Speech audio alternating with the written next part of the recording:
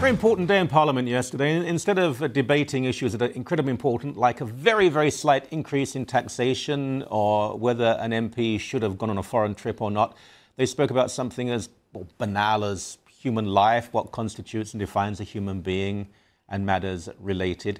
Now, some people said it was all about abortion. I don't think it was. I think it was about the scientific definition of human life. But before we start the interview, I want to show you a clip, an interview with NDP Deputy Leader and well-known philosopher Libby Davies. Let's have a look at that now, please. It was very surprising and I would say shocking to see the minister responsible for the status of women voting for the motion. Her responsibility as that minister is to uphold the rights, the hard-fought rights of women in Canada. That's her responsibility, is to uphold those rights. So it was very disappointing to see her vote for the motion. Obviously... She's talking of Rona Ambrose, who's one of the most respected politicians actually in Ottawa right now, who's the Minister for Status of Women. But Libby, love, she's not the abortion minister. The status of women. Do remember that the majority of babies who are aborted are female because of gender-selected abortion and misogyny. And so that's worth remembering. Stephen Woodworth, a Conservative MP for Kitchener, he brought in this motion. And Stephen, welcome to you. I do appreciate the beard, but you've told me that your wife has said the beard has to go, which means you really do believe in the freedom and dignity of women because you're going to do what she says. Well, actually, what she said is she really hates it. She'll let me do what I want, but I love her dearly, and I can't stand to see her in pain. So I am going to shave it. Oh, you old softy. You'll be a Liberal next. Yeah. Now, I think that you did extremely well here. You had 90-odd people who voted for this bill, which is really just a discussion point, an initial point to discuss the issue. Were you surprised by the vote?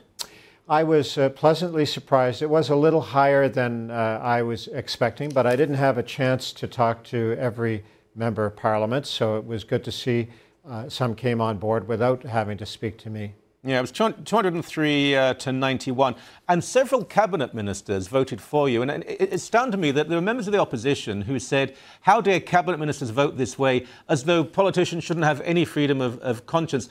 And there were some Liberal MPs who supported you as well, weren't there? That's correct. And actually, what I was surprised about with some of the opposition is that some of those who spoke were so preoccupied with abortion, they were even willing to say that the Prime Minister should be given a veto power over private members' business. You know, one of the last remaining elements of backbencher independence they were willing to do away with in their preoccupation about abortion. Yeah, and we just saw a clip from Libby Davies, who, I mean, with all due respect, I don't think people take very seriously, but here is a woman who has sort of denied 9/11, is a truther, conspiracy theorist about 9/11, thinks Israel should be done away with, and has most extraordinary views. They're apparently all valid, but a debate about the scientific, not the religious, but the scientific definition of when life begins and what life is too controversial to be allowed to be discussed in Parliament. Yeah, well, and also I listened to that clip, and she actually seemed to be saying that somehow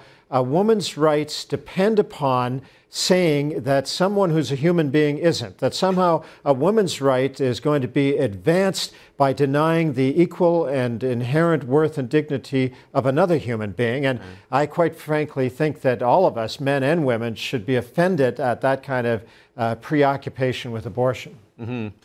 Why do you think there is such venom and, well, I suppose such ignorance, really? Because people don't have to agree with you. That's not what we're saying here.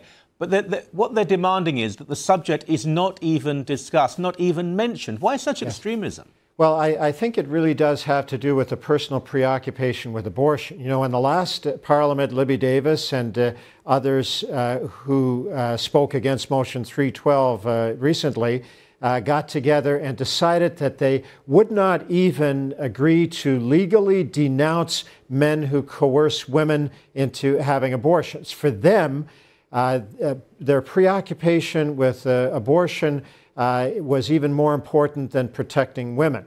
And it's an odd mentality, and it's one that I know most Canadians don't share. And eventually, it's going to become increasingly clear that it's not very healthy for democracy. Mm-hmm. Let's talk a little more about that, because I mentioned at the beginning, when it comes to the rights of women, there are certain groups targeted by what is this bill wasn't really about abortion, but if we talk about abortion, the abortion industry, if you like, they are targeting the handicapped, disabled. If in the womb there is a hint of disability, then abortion is very likely. The black and the brown is being pushed in the third one in India and Africa, and in black communities in the United States as well. And of course women, because of this horrible mingling of archaic misogyny with modern technology.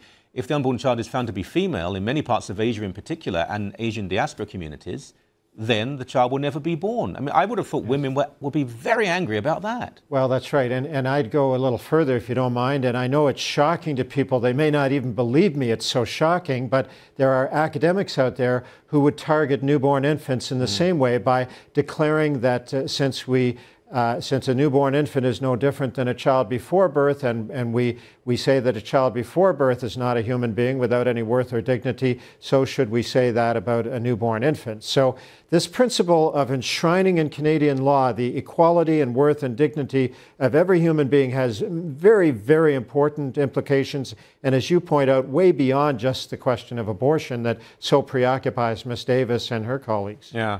You know, I saw just the other day The Dictator, which is probably the guy's, Sacha Baron Cohen's least funny movie. It's not very good. But there is a scene, it's crude and it's crass, but there's a scene where someone is pregnant and he says, "Is it a boy or an abortion?"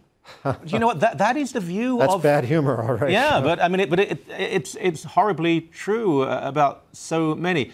Just want to chat about Rona Ambrose. So I have, I've never met her actually, but I have enormous respect for her. I think she's extremely intelligent and she's brave enough to actually say, "This, as a woman, this is what I believe. You're not going to dictate to me." She voted for you. She's being so abused, particularly on the CBC. Have you spoken to her? No, I haven't, but I do share your respect for her. She's done a great job in her portfolio in terms of public procurement and in almost everything that she's done. I respect anyone, especially who is willing to take a clear stand, because there will always be people who love you and people who hate you. Yeah. But for sure, on the issue of the inherent worth and dignity of every human being, those who are opposed to that do seem to go a little overboard with some of their rhetoric. And yes, I know that Rona Ambrose will feel some of that, and my heart goes out to her because I've been there too. Yeah. You know, if only Rona Ambrose had Libby Davis's good looks, she would probably be treated far better. Thank you for your time and what you did. You're very welcome. Thank you.